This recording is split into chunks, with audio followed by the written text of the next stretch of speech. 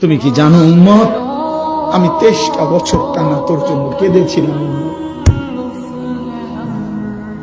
আমি এমন কাঁদা কাঁদছি রে উম্মত তোদের জন্য, এশার নামাজের পরে দাঁড়াইছি, ফজরের আজান পর্যন্ত আমি আমার মালিকের কাছে তোদের জন্য, উম্মতের জন্য চোখের পানি ফেলে কাঁদছিলাম।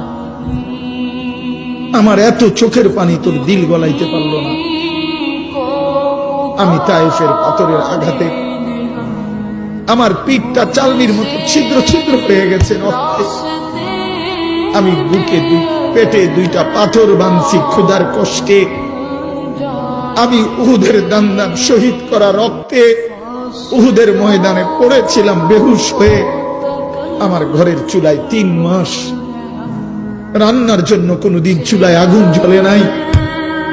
আমার এত চোখের পানি, এত রক্ত, এত ক্ষুধার কষ্ট, কিছুই তোর মন গলাইতে পারলো না, তোরে সেজদা দিতে পারলো না।